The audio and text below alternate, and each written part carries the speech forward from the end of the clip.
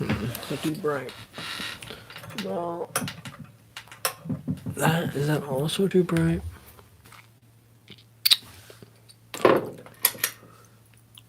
That's fine.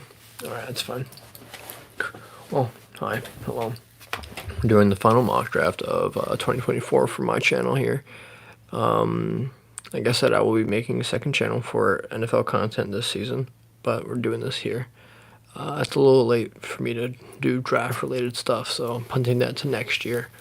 And then it's going to be approached full on there, but until the season's like schedule prediction comes out, that channel's gonna be nothing, but I'll let you know when it comes out. Now let's get started with the mock draft. I don't want to be here too long. Thank you for being here, whoever is here, and whoever is here watching in post. Now, like I said, I'm going to try and get this rather quick. If you're here watching it, you know who these players are. If you're not familiar with these players and you're watching just for me, I thank you for that. But it doesn't matter if I elaborate then, right? All right, so pick number 1, Caleb Williams. We know this stuff. Pick number 2, I think it's Jaden Daniels still. There's been talk of May, and honestly, since they've been so lenient, like leaning towards Daniels, I kind of want to see if they do take May. Because Washington has been so opposite of what they have been advertising.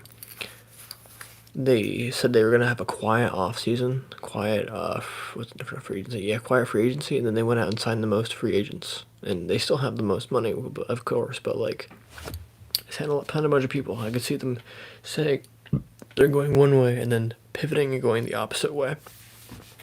I think that's intentionally what they've been doing recently with the whole J.J. McCarthy thing, because I've heard that J.J. McCarthy, the belief around the league, or in the league, is that J.J. McCarthy will be a commander because they take him at 2. Now, I don't think that's the belief that the Commanders have put out. I think it's just the other teams, like, vibes. And I think that's incorrect. So I do think it's between Jaden Daniels and Drake May. And it's very possible that Jaden Daniels ended up fucking up his chances there, or at least ended up intentionally messing them up, maybe. Because I think he wants to be a Raider, and I think if he makes it to pick 3, the Raiders will get, I don't want to say desperate, but get aggressive enough to trade up for that. But I don't think that happens. I think Jaden Daniels is still a commander, even though I could see him being, I could see Drake May pulled the trigger here. And I do have family that are Commanders fans, and they deserve a quarterback. So I'd like Drake May to go there. I mean, I don't dislike Jaden Daniels, but I like Drake May a little bit more. But I still think Jaden Daniels is going to be their pick. Moving on to pick 3, we got Drake May here. Drake May is pretty simple selection. It's how they're going to be Drake May here or Jaden Daniels here. I don't think it's really a chance for J.J. McCarthy here. There's a very slight chance for Marvin Harrison Jr. here, but I really don't see that scenario taking place. But I do see a scenario in which the Vikings could trade up to 3. I do see a scenario in which the Raiders could trade up to 3. I think if Drake May is there at 3, the Vikings could be the one to trade up. I don't think they're going to be too aggressive because they don't necessarily have the most ammunition, and they would kind of deplete their resources if they were to try and do that.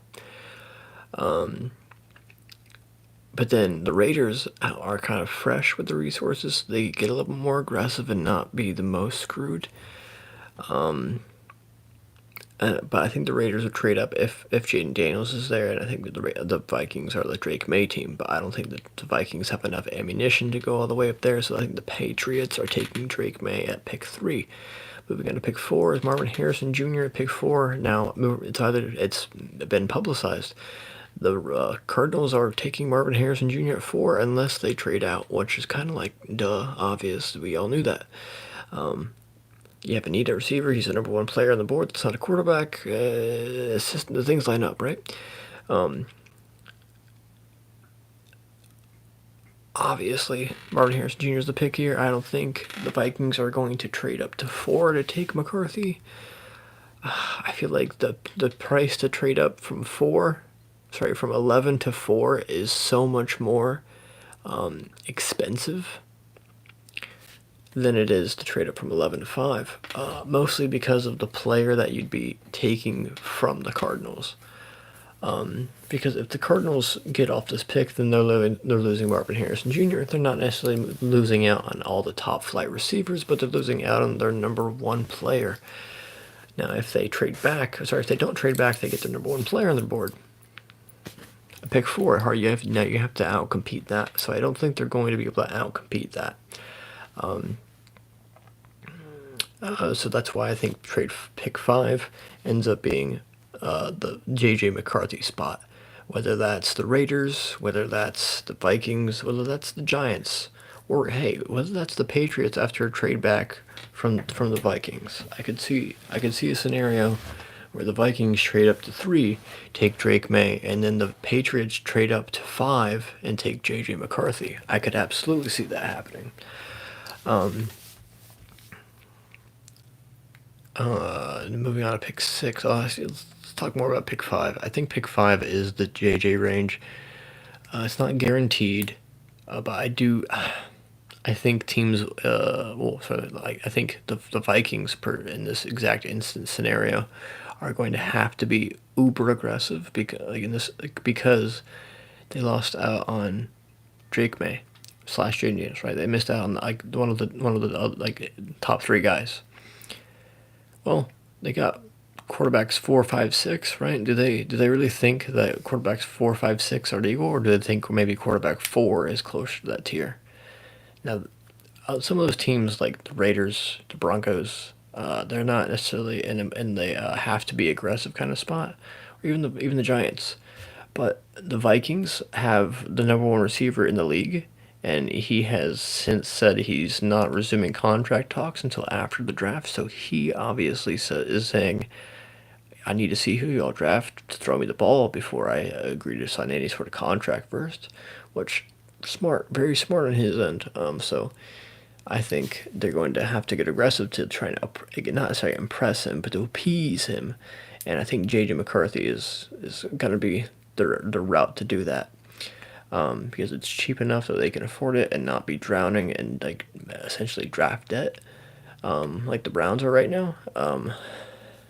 And also come out with a quarterback that they can really get behind and think that there's something there.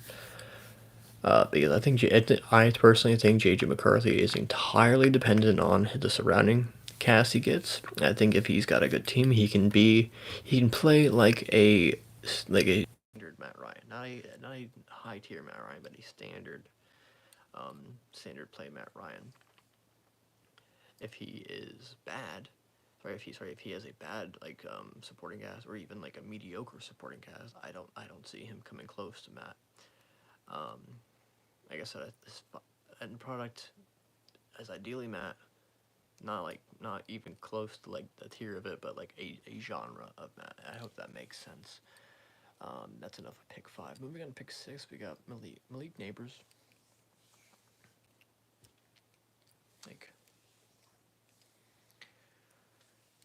Pretty simple. Number 1 receiver left. Number 2 receiver on the board. Some people view him as receiver 1. Some people view him as receiver 3. Giants need playmakers. Darren Waller, maybe he's gonna play. Who knows? That can't be your number 1 target. Sterling Shepard, that can't be your number 1 target.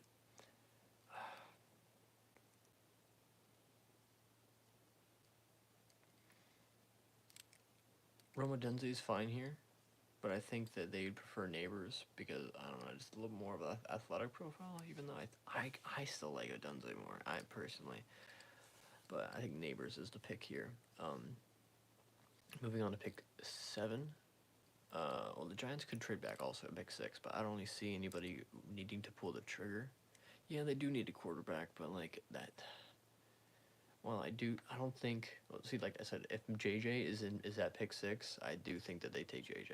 But JJ was just taken there, and I don't think that they're gonna reach and take Penix or Nix or who's Radler or I don't. There's no reason to take any of those up nearly that high. So especially when you're kind of handcuffed to Jones, let's think about the Jones situation here. Thank you for your comment. Let's think about the Jones situation here. Jones played enough to get a brand new spanking contract for a lot of money. Jones then proceeded to play 6 games behind a very atrocious offensive line and got hurt. He didn't play good during those 6 games, but then again, most quarterbacks wouldn't. I'm not saying Benanucci was better, but I think he had a different kind of situation near the end than the beginning did. So if, in theory, Daniel Jones played 6 games under his new contract, which means it's been 6 games since the Giants have handed out the contract that they viewed him to be worthy of. They could already be regretting that, but they've only seen 6 games, so I feel like they're gonna try and convince themselves to get like one more season out of it before moving on. That being said, if JJ's there, they probably take JJ. So, but JJ's not there, so I think they go Malik Neighbors there at pick 6. Moving on to pick 7. I have the Titans taking Joel. That's obvious. Everyone thinks it's gonna happen. Everyone assumes it's gonna happen. Well, let's talk about why it's gonna happen. Well, the Titans have big needs on offensive line, especially left tackle, and they got a new head coach. That head coach is the former offensive coordinator of the Cincinnati Bengals. Now, the Cincinnati Bengals aren't known for the offensive line play, but the head coach's father is the O-line coach, and apparently he's like a Hall of Fame-ish kind of O-line coach. So I feel like they're gonna take an offensive lineman the first time. Call me crazy, but I think that's their first round pick. Now they could trade back out of this pick if somebody is feeling aggressive. But you got to think about who's it's not just the whole trade back aspect, but you need somebody to trade up. You need somebody who would want to go up and get a certain player before somebody else could. And usually that kind of thing can happen around like tier drops, not tier drops, but tier ends, the ends of certain tiers. Like the next pick, for example, pick number 8 is the Falcons trading back with the Colts. Now there's a few different teams here that could trade up. I think the Raiders, if there's a quarterback left on the board that they like that they could trade up for, and I'm not talking about Penix. I mean, they could trade up for Penix, but I don't think that would happen. I think they could trade up for JJ if he's still there. I think the Broncos could trade up for JJ if he's still there. But that's mostly like it. Other than the Vikings, obviously, if JJ falls there, those are the 3 quarterback spots that could be realistic to trade up to pick 8.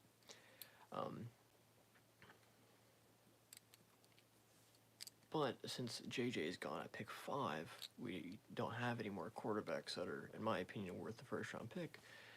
And I think the next quarterback that'll be taken at quarterback 4 is Michael Penix. And Michael Penix is not. I don't think he's a first round pick. Not because of, well, honestly, because of everything, including his injuries history, which isn't not nearly as big of a red flag as I think most people realize, but his age as well. I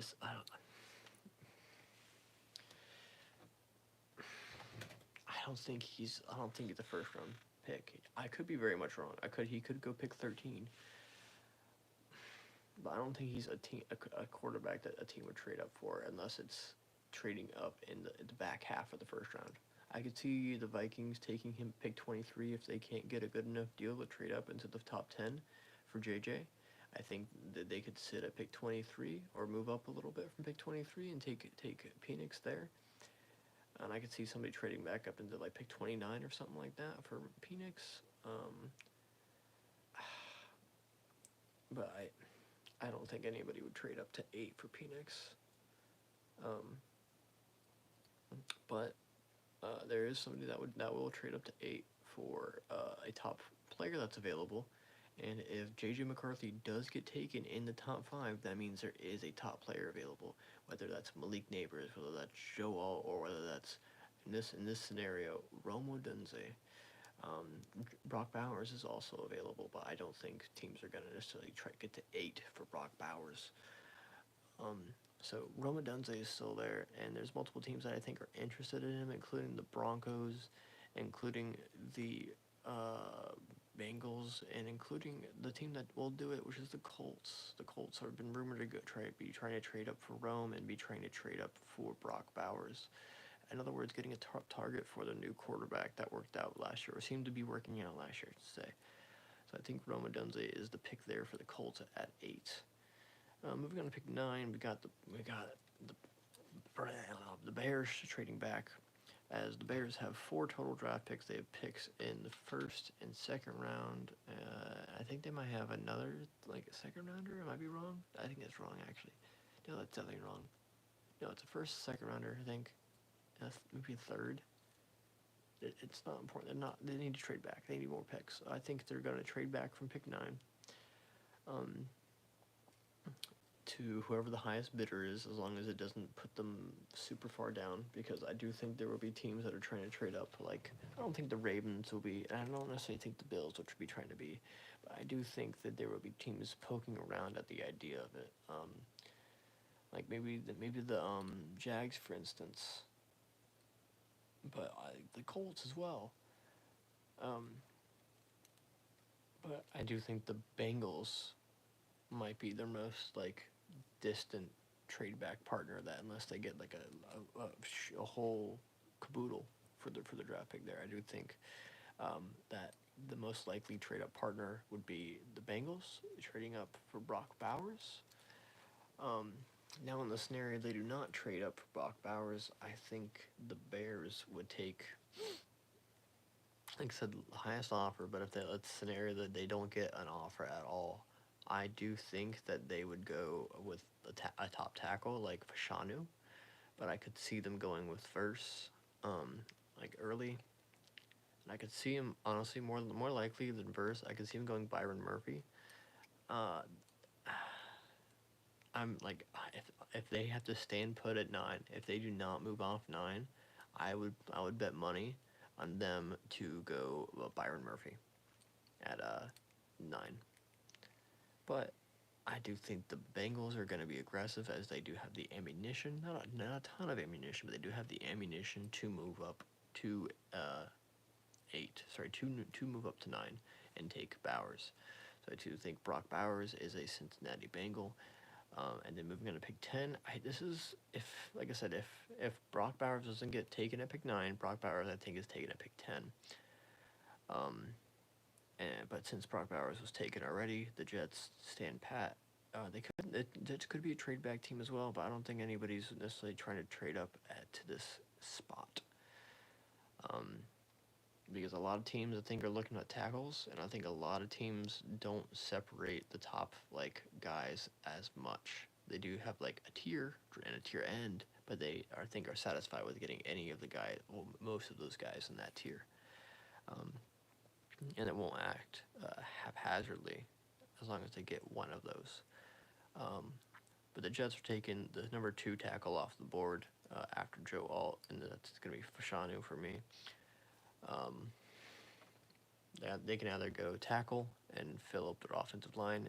They already have 2 tackles starting, but they could take a tackle or take a tackle and put him at guard for a year, which would be wrong. But we wouldn't necessarily be able to get him playing all the time. But there's a lot of injuries on the O-line consistently, so they'd have somebody come in eventually, put in there. Hello.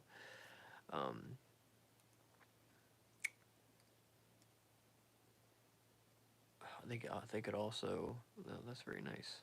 They could also trade. Sorry, I've already mentioned they could trade back. They could also take Bowers if he's available as a top target. They could also take another top target and like what's his name? What's his name? Brian Thomas Jr. If they really want to reach. But I think they would take kind of the best player on the board. If they're shooting for the short window, I do think that they go, hello.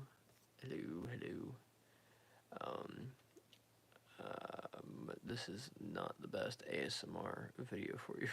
This is more just me rambling about the NFL mock drafts, NFL, and if you like my voice, this is a good spot for it.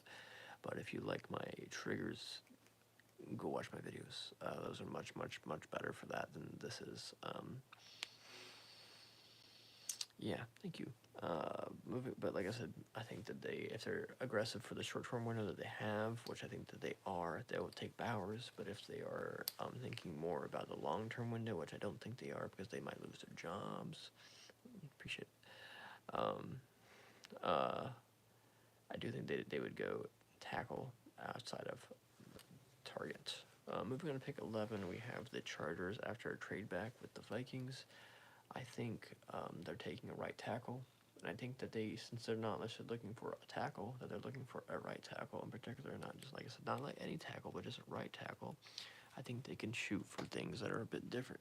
Shoot things that are a bit, no, sorry, one horse ponies, but things that are more right tackle than they are left, or more left tackle than they are right. But they have a left tackle, so they are looking for a right one.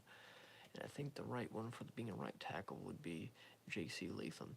Now, it's not guaranteed, but it's an Alabama tackle. Now, they're not always perfect, but it's an Alabama tackle, and he's a big man. So I think that's going to satisfy the run game that Harbaugh obviously wants to create there.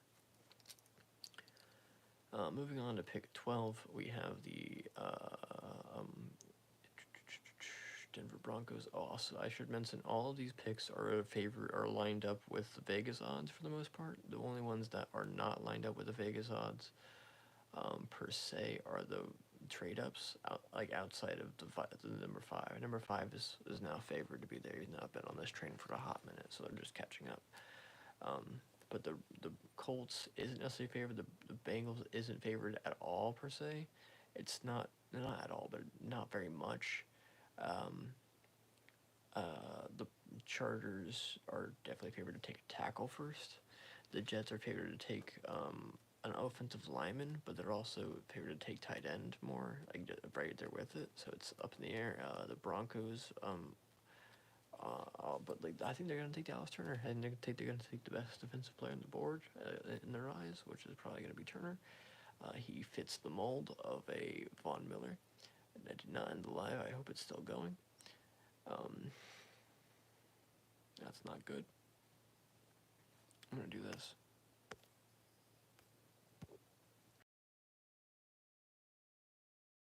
Fast. I don't think Brock Bowers gets here, but I think Bowers would be a good what's it called?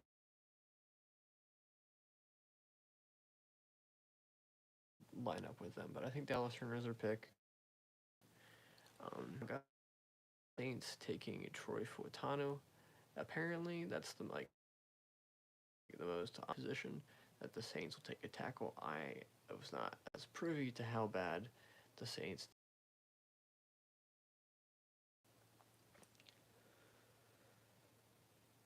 I guess the tackle from UCLA. Now I think the Falcons could also take Dallas, Texas tackle from Texas. Going to the Seattle Seahawks. The Seahawks just got the new. That means something to me. They obviously want to establish a good D line there, and to do that, you take the best as a tackle in the class. You believe, right? And I think that's Byron Murphy. It could be Johnny Newton, Jerzon Newton or something like that. It could. I don't think it will be. Could be not Sweat. Who's the other one? Darius Edge combo. Um,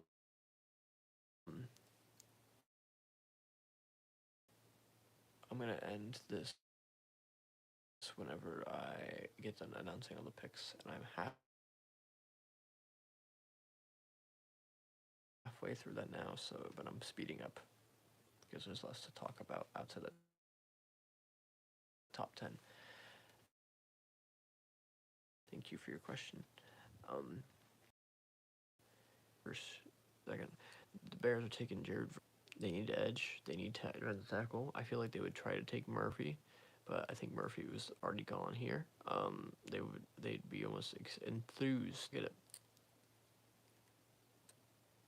So then we got the pick 19, and this could be Amarius Mims, this could be Johnny Noon, this could be Darius Robinson.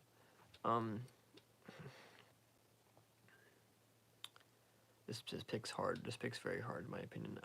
I'm honestly just gonna kind of like punt it away, and I'm gonna say it's Johnny Noon just to kind of fill that gap. Now it could be any tackle that's available here. It could be Amarius Mims. Amarius Mims is probably higher on their board, but I don't know.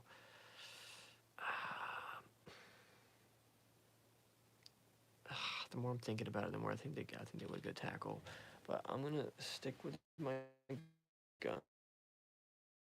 I'm gonna stick to my guns, even if I'm wrong, and I'm gonna say Johnny Newton. Keep in mind, if I'm wrong about any pick in this draft and it's this one, I'm totally okay with that, and I predicted my own wrongness. I guess I said Johnny Newton. This is the pick here. Um, good luck replacing Aaron Donald. Pick 20, American, and I think 19 is available for trade for the right price because the Rams notoriously are a trade back team, but I don't think that they're going to take any offer. Um, and I don't think there's going to be a good enough offer at this point for them. So I think they take the tackle, move on. Like I said, Steelers take Amarius Mims at 20. They need a tackle. He's got pick 21, which is the Miami Dolphins, but I have the Miami Dolphins trading offensive center slash offensive guard, Graham Barton. I don't know which one he's going to play per se, but I know he is going to be sought out and a player that a lot of teams want. And I think a certain team like the um, uh, Eagles are going to be eyeing him tremendously. Now they already have their inside of the O-line set, but they will also be interested in a tackle as well because they are looking to replace um, what's his name soon. What's his name? Oh man, Lane Johnson. Lane Johnson will likely be retiring soon, so I'm sure they're going to want to replace him. And they like to get guys in the building. Them as a starter kind of thing. They like to prep them. We have the Eagles to tackle, and the Eagles need corner. The Chargers. Now Thomas Jr. could go much earlier. Second edge, we have them. Is a guy who I've had going earlier in the draft at like 22. They love like Tyler's on the offensive line. They need a not new offensive like left guard, I think it is, or on the left guard, and they moved him to tackle, and he was doing good. So I feel like they'll put somebody in at left guard. Maybe right guard. I'm not certain. No, right guard. I think they. Moving on to pick 25, we have the Dolphins after a trade back, and the Dolphins should be taking an offensive line, but honestly, like the offensive line that I think is like takeable here is Jackson Powers Johnson, Frazier, I think is what his name is, from West Virginia. Need to stray away from your team identity, which is super fast, back, and arguably quirky. If not, then I don't know what to do with here. Let's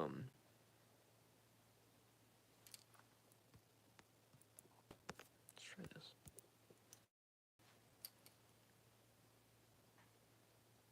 Are we back? I don't think so.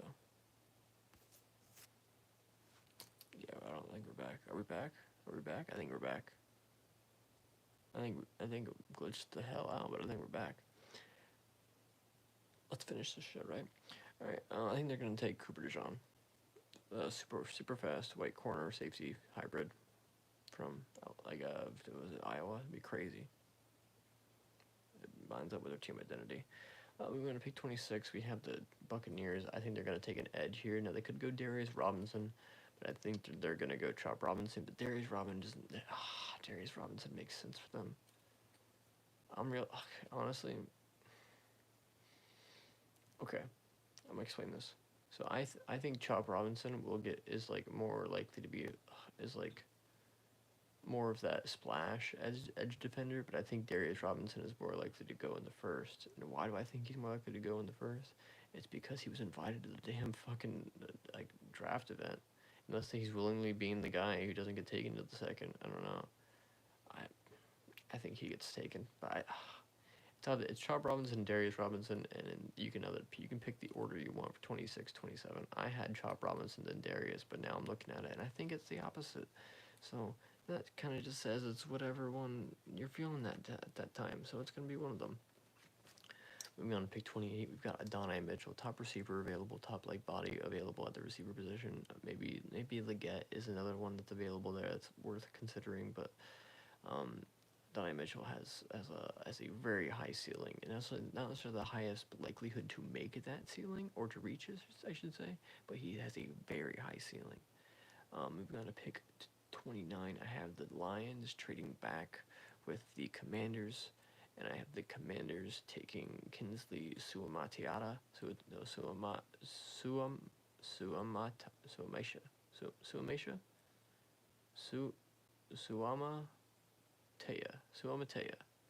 There we go.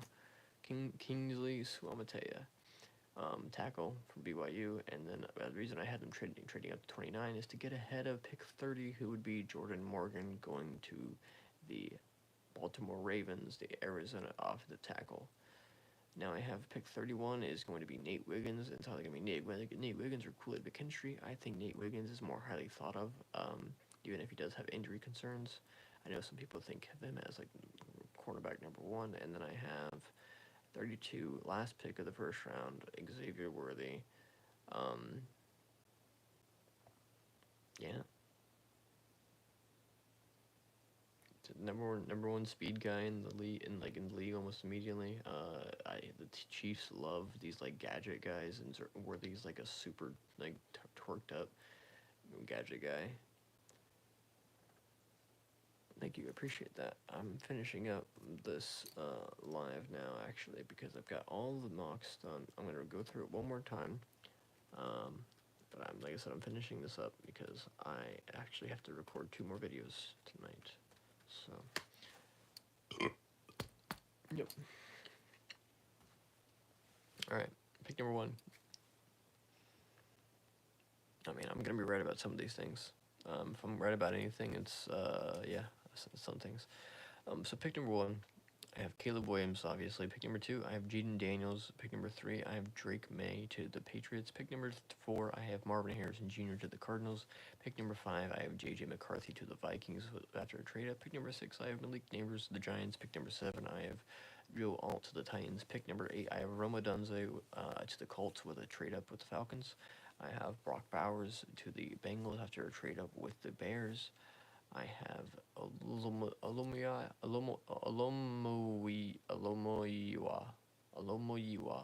I got that. Alomoyiwa. Fashanu to the Jets at 10.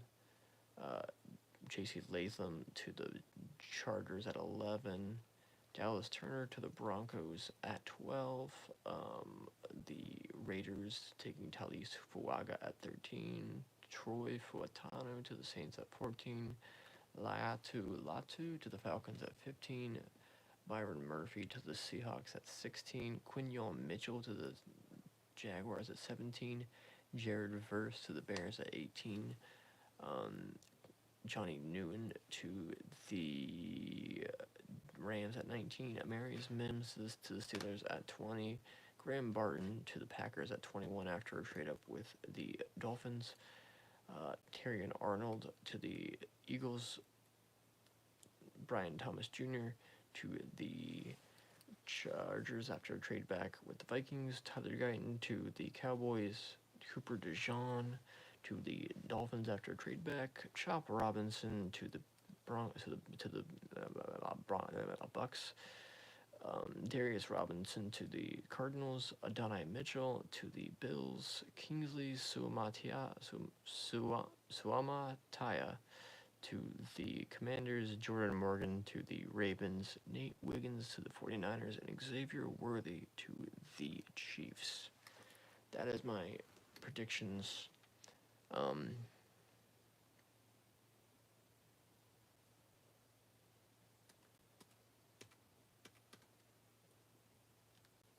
Okay, I think it's what we thought, right? All right. Well, anybody have any parting thoughts before I get out of here? Any thoughts? Why you get my attention? What are you thinking? What are you thinking here?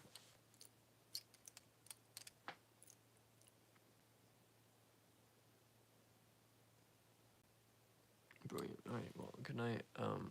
Sweet dreams. Watch some of my other videos. I'm gonna go make more for you. Good night. Sweet.